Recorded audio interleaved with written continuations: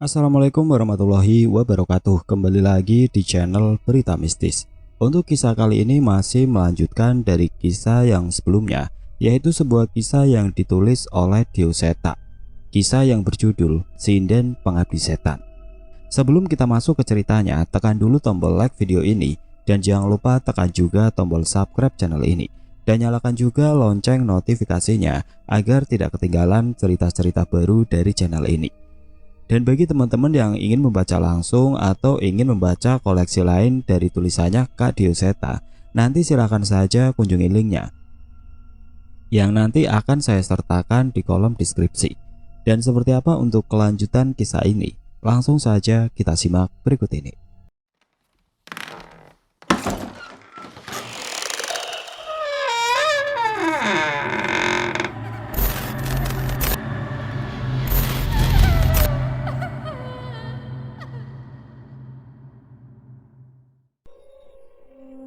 Angin berhembus dengan kencang pada malam itu. Secepat mungkin aku kembali ke desa Gendis untuk memastikan kondisi di sana.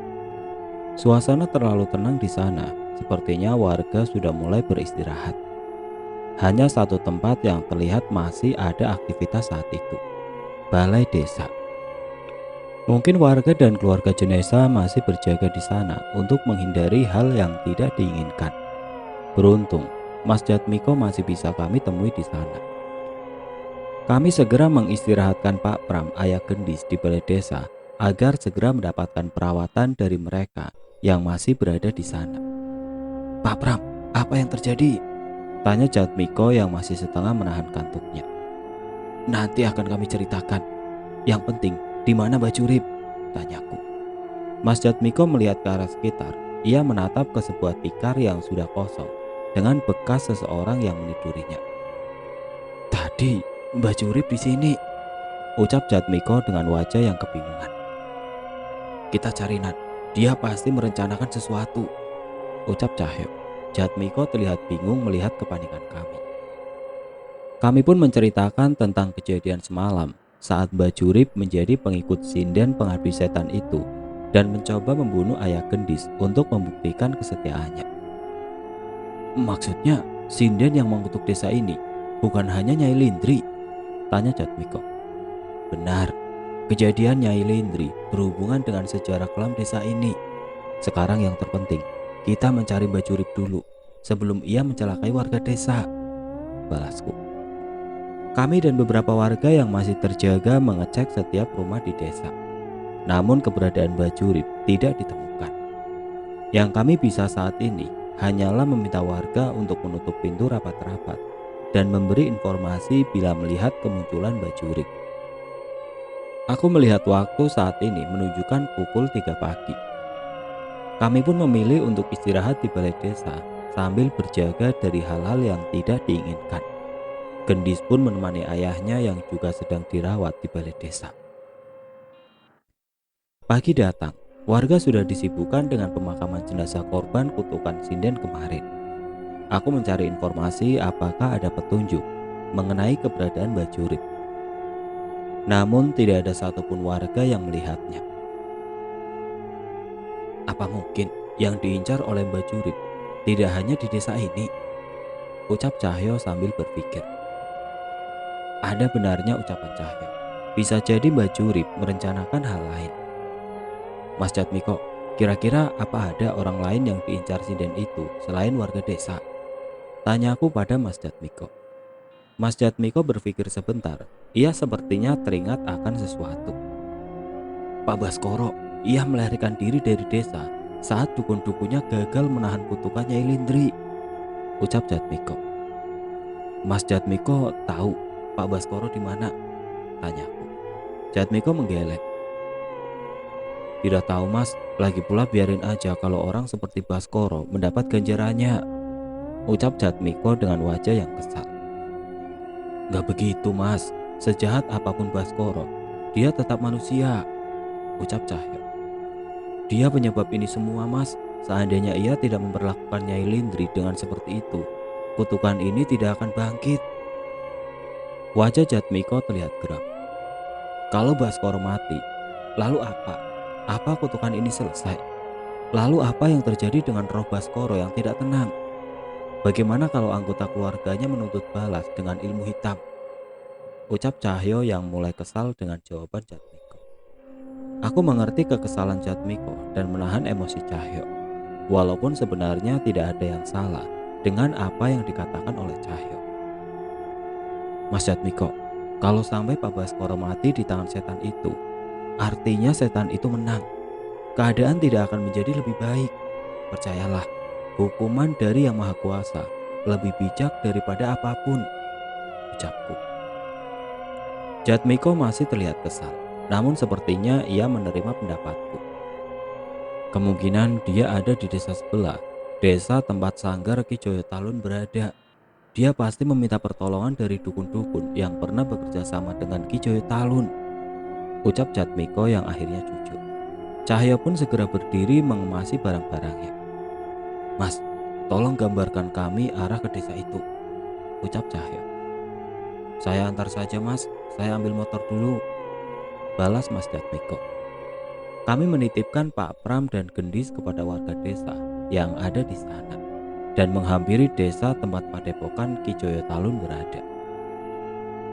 Desa Tarujaya, sebuah gapura yang cukup besar, menyambut kami bertiga saat memasuki desa tujuan kami. Sebuah desa yang cukup ramai bila dibandingkan desa Jatmiko tadi. Sebuah bangunan joglo yang besar terlihat dengan jelas di tengah desa. Bangunan itu terlihat begitu mencolok dengan ukurannya yang paling besar di antara bangunan lainnya. Sayangnya, tempat itu terlihat begitu sepi. Apa itu padepokannya Ki Joyo Talun? Tanyaku pada Jatmiko. Iya mas, dia dalang terpandang di tempat ini. Entah setelah kepergiannya, siapa yang akan meneruskan padepokannya itu, ucap Jatmiko. Kami pun berjalan menuju tempat itu sambil sesekali menyapa warga desa yang berlalu lalang.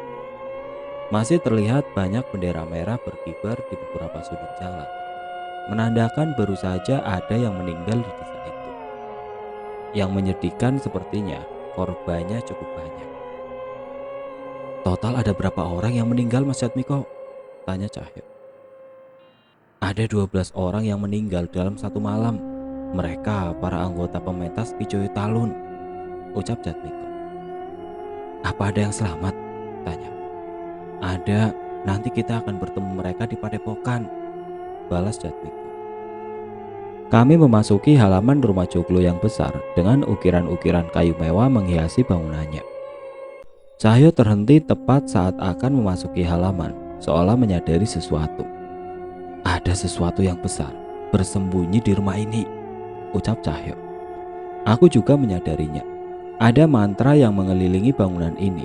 Mungkin saja orang-orang pintar dari kelompok Ki Joyo Talun benar-benar bisa melindungi tempat ini. Tidak hanya itu, aku pun melihat sisa-sisa serangan yang residunya masih terlihat dengan jelas di sekitar halaman. Ulun nuwun, permisi. Aku mencoba sesopan mungkin memasuki tempat ini, berharap ada yang keluar menemui kami. Permisi, ucapku memanggil dengan cukup keras. Namun sayangnya, tidak ada jawaban sama sekali. Apa tidak ada orang di dalam? Mungkin sebaiknya kita tanyakan ke kepala desa, ucap Jatmiko. Enggak mas, di dalam banyak orang.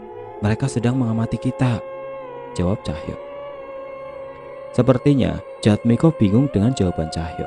Tapi aku pun menyadari ada beberapa orang yang mengintip dari balik jendela. Merasa perlu melakukan sesuatu, Jatmiko pun maju menghampiri dan ikut mengetuk pintu dengan keras. Pak Baskoro, Bapak di sini kan? Tolong keluar sebentar. Ada yang harus kita bahas, teriak Jatmiko. Tetap saja tidak ada yang menjawab panggilan Jatmiko. Sebaliknya, aku mulai merasa hal aneh saat itu. Aku merasakan ada sesuatu yang mengelilingi kami, namun kami tidak melihat ada makhluk lain di sekitar kami. Aku dan Cahyo mulai waspada. Sampai akhirnya, tiba-tiba Jatmiko berteriak dengan menunjuk ke arah langit-langit, tepat di atas kami. Ular mas, ucap Jatmiko yang mulai ketakutan. Seekor ular besar melilit di atas langit-langit rumah dengan kepalanya yang seolah sudah bersiap menerjang ke arah kami. Jelas kami tahu, ular ini bukan ular biasa. Seseorang yang mengirimkannya ke tempat ini sepertinya bertujuan untuk memantau atau menghalangi mereka yang di dalam untuk meninggalkan tempat ini. Tidak menunggu lama, Cahyo membacakan sebuah mantra yang selalu membuatku sebel. Ia mengibas-ngibaskan sarungnya sambil mengucapkan mantra itu. "Mas, mending kita jauh-jauh," ucapku pada Jatmiko. "Kenapa mas?" "Udah percaya aja, itu ajian andalan Cahyo buat ngelawan makhluk seperti itu," ucapku sambil mencari sesuatu dari tasku. Ajian itu tidak memiliki kekuatan perusak, namun lebih efisien untuk situasi saat ini. "Mas, bau apa ini?" ucap Jatmiko yang wajahnya sudah berubah menahan bau dari ajiannya Cahyo. Aku tertawa sambil menutup hidungku. "Itu ajian andalan Cahyo, cocok buat ngusir hewan buas. Baunya berubah-ubah, cocok banget kan sama yang bacain mantranya," jelasku sambil meledek Cahyo. Ini namanya ajian pesona hayangan. Cuma yang suci dan berarti baik saja yang bisa tahan dengan ajian ini," balas Cahyo membela diri. "Pesona kayangan kepalamu. Kalau kayangan baunya begini, aku tak nungguin di depan aja wes." Tapi memang, ajian ini selalu ampuh untuk mengusir hewan buas, terutama kiriman seseorang. Tanpa adanya konfrontasi, si pengirim hewan itu tidak mengambil tindakan yang membahayakan kami. Tidak butuh lama sampai ular besar itu pergi melalui langit-langit bangunan joglo hingga menghilang dari pandangan kami. "Tuh kan ampuh, kamu juga harus belajar Nan," ucap Cahyo. "Gak usah, kamu aja," balasku. Saat mengetahui ular itu tidak ada lagi di sekitar rumah ini, tiba-tiba suara kunci pintu kayu terdengar dan seseorang keluar menemui kami. "Mas Jatmiko," seorang pemuda muncul dengan membukakan pintu. "Iya Mas Sena, kami mencari Pak Baskoro. Kemungkinan ada seseorang yang berniat mencelakai dia," ucap Jatmiko. "Bajurip ya?" balas seseorang yang ternyata bernama Mas Sena itu. Aku dan Cahyo saling berpandangan. Ia sudah tahu tentang Bajurip.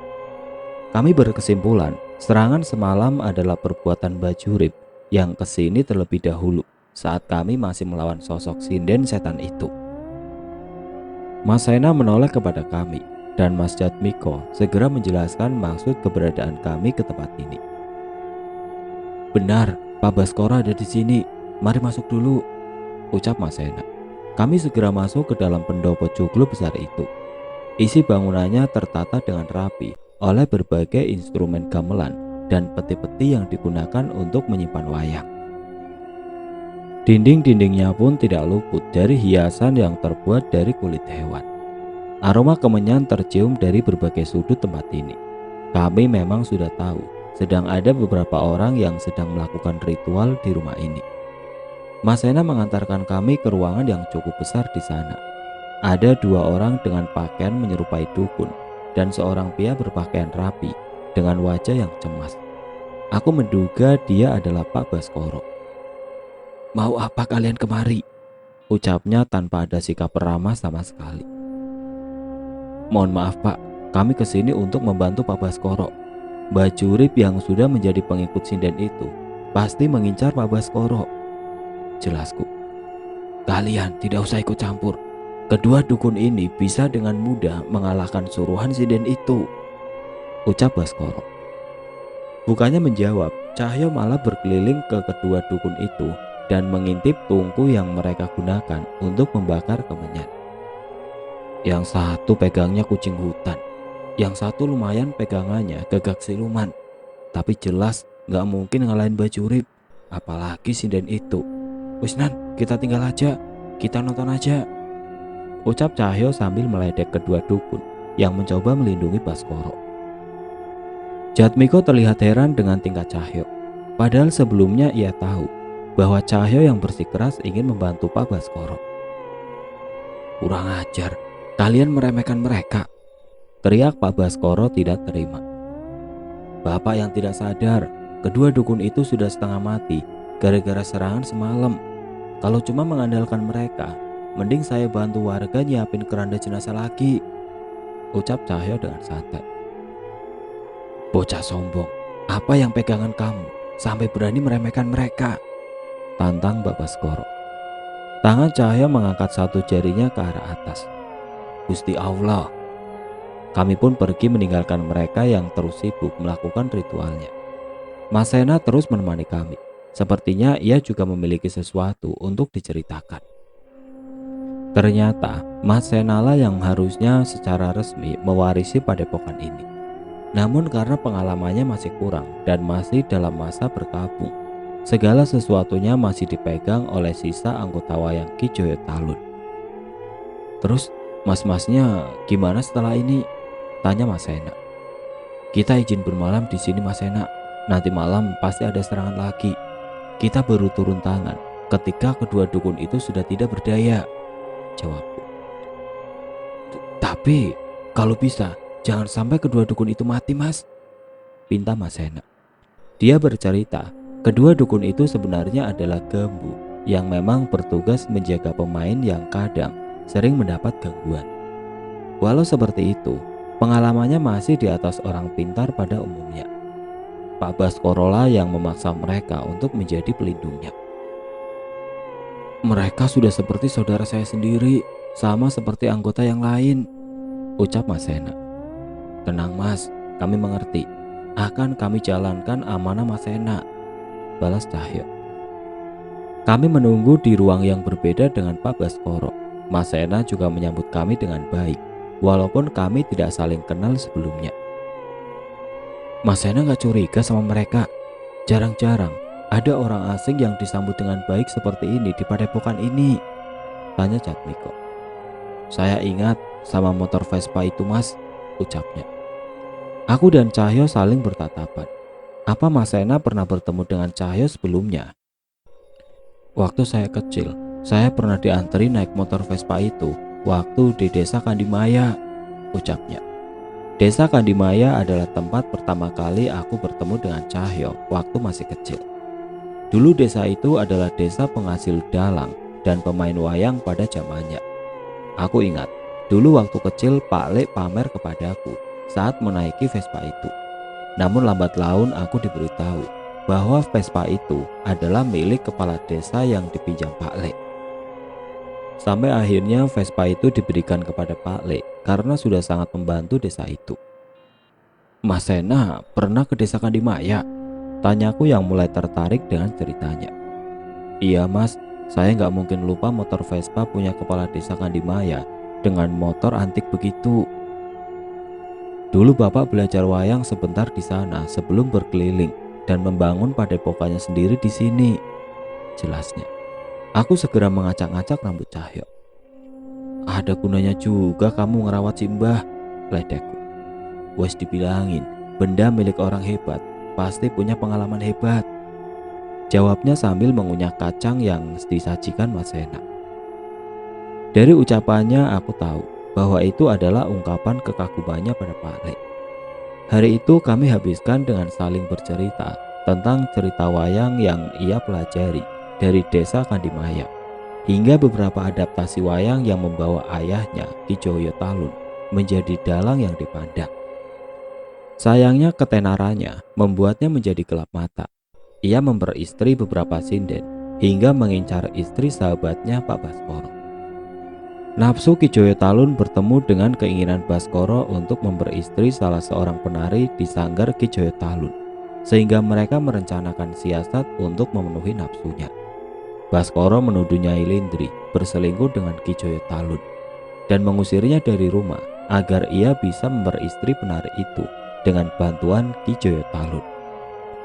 Mas Sena melihat kejadian saat ayahnya berusaha mengajak Nyai Lindri menjadi istrinya, mulai dengan rayuan hingga cara kasar. Namun Nyai Lindri tetap pada pendiriannya. Mas Sena tidak tahu dengan jelas apa yang ayahnya perbuat hingga Nyai Lindri memutuskan untuk bunuh diri. Di satu sisi ia mengutuk perbuatan ayahnya, di satu sisi ia merasa harus menyelesaikan apa yang telah diperbuat oleh ayahnya. Aku jadi ingat kisah tentang Wibisono. Dia memilih jalan yang berbeda dari saudaranya demi kebaikan. Ucapku mencoba menggambarkan apa yang Mas Sena perjuangkan saat ini. Terima kasih Mas, saya tersanjung, jawabnya. Ceritanya gimana Nan? Kok aku nggak tahu? Tanya Cahyo. Aku pun tertawa dan mencoba menceritakan itu pada Cahyo, dibantu oleh Mas Sena yang lebih mengingat cerita itu lebih detail daripada aku. Hari mulai malam. Kami sudah merasakan kedua dukun yang menjaga Pak Baskoro sudah bersiap dengan semua ilmunya. Kami pun berjaga-jaga menyambut kedatangan Bajurip yang sudah menjadi pengikut sinden pengabdi setan itu. Mas Sena sudah memperingatkan warga untuk tidak keluar rumah saat matahari terbenam, sehingga desa terasa begitu sepi. Di tengah keheningan, tiba-tiba terdengar dentuman besar dari arah atap rumah. Sesuatu seperti beradu dengan pelindung yang dipasang oleh dukun itu. Mas, itu suara apa? Tanya Jatmiko yang penasaran. Dia mencoba untuk mencari tahu, tapi aku menahannya untuk berdiri. Mas Jatmiko dan Mas Sena, mulai saat ini jangan keluar dari rumah sebelum saya izinkan, ucapku. Memangnya itu apa Mas? Tanya Jatmiko. Cahaya mengintip dari celah gorden dan bersiap mengambil sarungnya. Banaspati, Bajurip benar bukan dukun sembarangan, jawab Cahyo. Kami pun memutuskan untuk keluar ruangan dan pintu depan terlihat sudah terbuka lebar dengan kedua dukun yang berdiri di sana. Pak Baskoro, jangan sekalipun keluar dari bangunan ini, ucap salah seorang dukun itu. Sayangnya ia sendiri sudah terlihat terluka menahan serangan Banaspati yang menyerang rumah ini. Sesuai rencana awal, kami menunggu hingga pertarungan mereka selesai dulu baru turun tangan. Aku memperhatikan dari sisi jendela. Bajurip kini penampilannya sangat berbeda. Tubuhnya lebih gagah, seolah mendapat kekuatan yang baru. Baskoro, lebih baik kamu keluar. Dua dukun ini tidak akan mampu mengalahkanku, ucapnya sambil tertawa sombong. Ucapan Bajurip benar. Itu dapat dipastikan dari kedua dukun yang tidak berani membalas ucapan Bajurip. Kedua dukun itu membaca mantra dengan masing-masing keris di genggamannya. Dari keris itu terlihat bayangan sosok makhluk berwujud kucing besar berwarna hitam dan makhluk bersayap menerjang ke arah Bajurip. Bajurip terlihat waspada. Ia juga mengeluarkan kerisnya, berusaha membaca dari mana makhluk kiriman kedua dukun itu akan datang. Dan tepat saat akan menyerangnya, sebuah libasan ekor ular besar mementalkan kedua makhluk itu. Tidak cukup sampai di situ. Seekor ular itu tiba-tiba muncul di dekat makhluk andalan kedua dukun itu dan memakannya. Saat itu juga darah bermuncratan dari mulut kedua dukun yang melindungi Baskoro. Kami bersiap keluar menghampiri kedua dukun itu dan menariknya masuk ke dalam. Sudah Bajurip, mengikuti sinden itu cuma akan membuatmu sengsara. Kembalilah, kami akan melindungimu, ucapku. Dasar bocah, kalian tidak mengerti apa-apa, ucapnya sambil tertawa. Kami sudah tahu, kamu terpaksa jadi pengikut sinden itu agar tidak dibunuhkan. Sudah mbah, hentikan sebelum terlambat, ucapku. Bajurip malah tersenyum semakin lebar. Tidak ada penyesalan dalam keputusan. Sinden itu memberikan semua yang aku inginkan, termasuk dia. Setelah ucapan Bajurip, tiba-tiba muncul seorang wanita berpakaian sinden dengan dandanan yang menawan menghampiri Bajurip. Parasnya terlihat begitu cantik bak bidadari. Hampir tidak ada cacat sedikit pun dari kecantikannya. Kulitnya putih menawan, semakin indah dipandang dengan kebaya hijaunya yang tembus pandang. Ia berjalan dengan anggun dan menggandeng Bajurip, seolah patuh melayani Bajurip. Dek Lintri, itu kamu? Dari dalam rumah Pak Baskoro terkesima menatap sosok perempuan yang ia kira adalah seseorang yang ia campakan hingga mengorbankan nyawanya. Wanita itu hanya menjawab dengan anggukan. Benar, itu Nyai Lindri, ucap Jatmiko heran. Sepertinya ia juga terkesima dengan kecantikan wanita di hadapannya itu. Bajurip tertawa dan memeluk Nyai Lindri dari belakang. Dengan menjadi pengikutnya, wanita cantik ini sekarang menjadi milikku. Ia sepenuhnya menuruti perintahku. Bajurip dengan bangga memamerkan Nyai Lindri yang sangat patuh kepadanya. Di hadapan Baskoro yang terkesima dengan penampilan istrinya itu. Bajurip merangkulnya, kedua tangannya di pinggang indah Nyai Lindri dan mengecup bibirnya. Aku melihat wajah Pak Baskoro mulai terbakar api cemburu. Tidak hanya itu, Bajurip melepaskan kasutnya dan memberi isyarat ke Nyai Lindri. Tanpa ada bantahan, Nyai Lindri yang cantik bak bidadari itu segera berlutut dan mencium kaki Bajurip. Dengan perempuan secantik ini dan sepatu ini, kalian pasti tahu apa yang akan kami lakukan untuk menghabiskan malam ini, ucapnya dengan bangga. Hentikan, kembalikan istriku, teriak Baskoro yang berlari keluar. Tidak tahan dengan api cemburu setelah melihat kecantikan Nyai Lindri. Istri, goblok, kamu lupa atas apa yang kamu lakukan padanya, ucap Bajurip. Seketika aku mulai mengerti apa rencana Bajurip.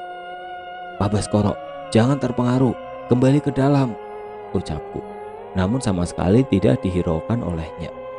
Aku membacakan doa untuk menampakkan wujud asli dari makhluk yang menyerupai Nyai Lindri itu. Anehnya, itu tidak berhasil. Sebaliknya Nyai Lindri malah menoleh ke arahku dengan senyuman yang manis. Gagal, Nan? Tanya Cahyo. Iya, apa mungkin dia beneran Nyai Lindri? Ucapku yang masih belum mengerti. Gak mungkin, Nan, jawab Cahyo, tapi sepertinya ia juga terdengar ragu. Pak Baskoro yang telah diliputi rasa penyesalannya terus memandangi Nyai Lindri. Dek, ini Mas Baskoro, maafin Mas ya, kita pulang, ucap Baskoro memohon. Jangan Pak, dia bukan Nyai. Aku mencoba menghentikan Pak Baskoro, namun dia mendorongku mundur menjauh darinya. Mas berikan apa saja dek, tapi Mas mohon kembali sama Mas. Sepertinya Pak Baskoro sudah terbawa hawa nafsu atas kecantikan Nyai Lindri. Berani-beraninya kau. Sudah Lindri, kita pergi. Aku ingin mendengar suara merdumu di atas ranjang yang bertabur bunga malam ini, ucap Bajurip yang aku tahu tujuannya adalah membakar emosi Baskoro. Seketika kekesalan Baskoro tidak tertahankan. Ia berlari menerjang Bajurip. Aku mencoba menahannya, namun tiba-tiba ular peliharaan Bajurip menghalangiku dan Cahyo. Saat semakin dekat dengan Bajurip, tiba-tiba Nyai Lindri berbalik dan menatap wajah Baskoro. Saat itu juga Baskoro mematung menatap keindahan wajah seseorang yang pernah menjadi istrinya itu. Dek, aku mohon dek, kembali jadi istriku lagi, Baskoro memohon. Agar apa? Agar kamu bisa menikmati tubuhku yang indah ini lagi, ucap Nyai Lindri sambil menurunkan tangannya dari dada hingga ke pinggang. Baskoro hanya menelan ludah melihat pemandangan memukau itu. Agar kamu bisa merasakan lembutnya kulit ini, Nyai Lindri mengusapkan tangannya ke pipi Baskoro dan mendekatkan wajahnya sedekat mungkin dengan Baskoro. Dan agar kamu bisa menikmati merahnya bibir ini lagi. Terlihat Baskoro sudah tidak mampu menahan nafsunya dan mencoba memeluk Nyai Lindri. Namun Nyai Lindri mengelak dengan cepat tanpa sempat tersentuh oleh Baskoro. Kalau kamu jadi setan, mungkin aku baru mau mempertimbangkan permintaanmu, ucap Nyai Lindri. Lindri, sudah jangan lama-lama.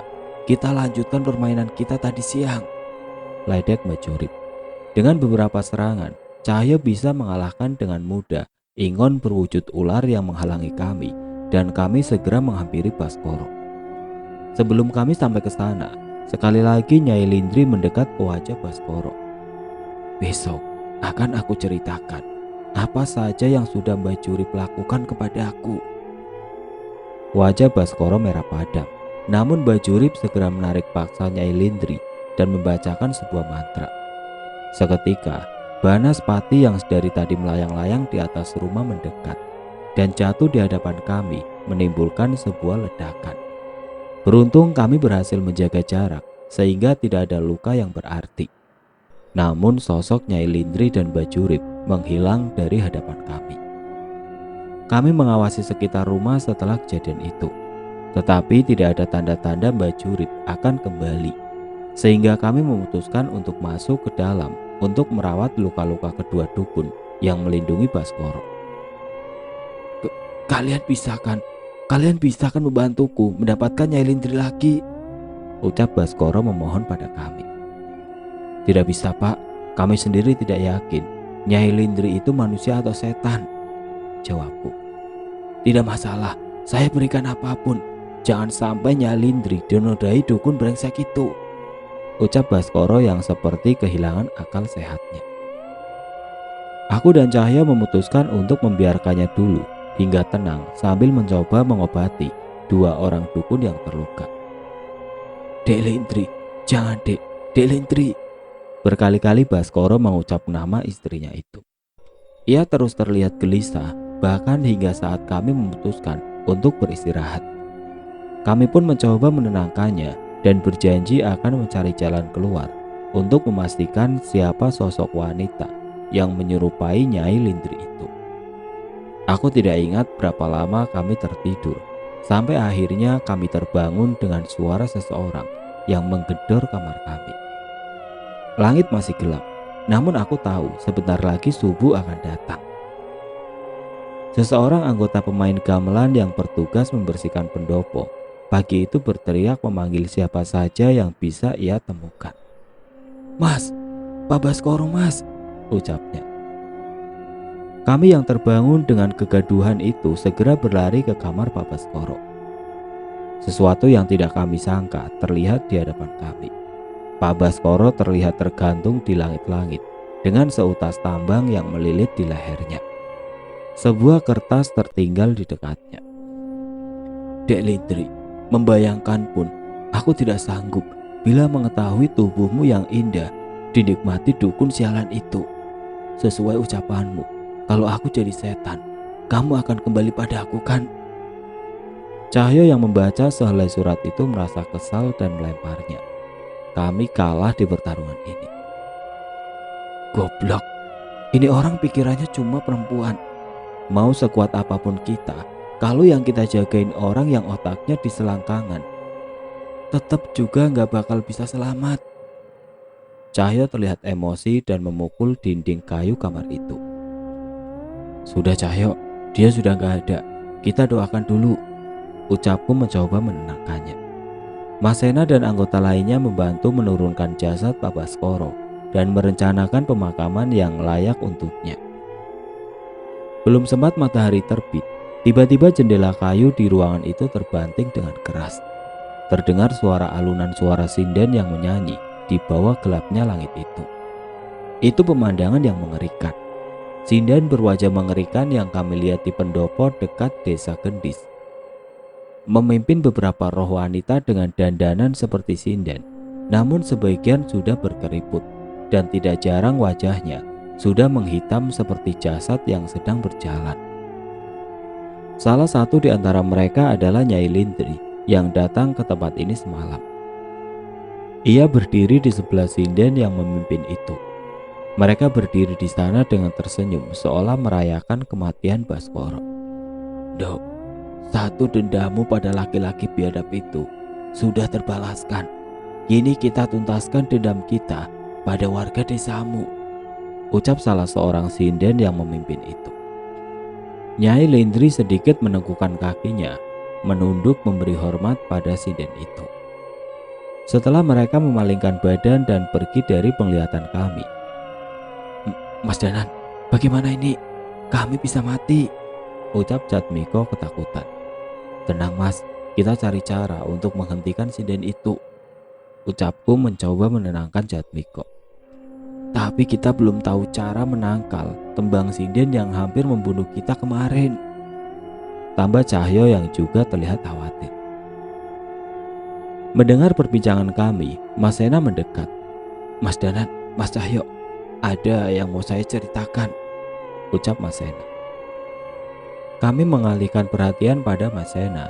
Ia mengatakan mungkin ada sesuatu yang bisa membantu kami mengalahkan sinden itu. Keluarga kami memiliki pusaka yang mungkin bisa menahan tembang iblis sinden pengabdi setan itu, ucap Mas Sena.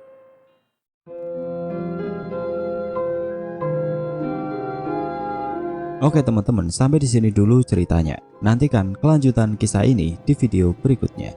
Agar tidak ketinggalan, klik tombol subscribe channel ini dan nyalakan lonceng notifikasinya. Wassalamualaikum warahmatullahi wabarakatuh.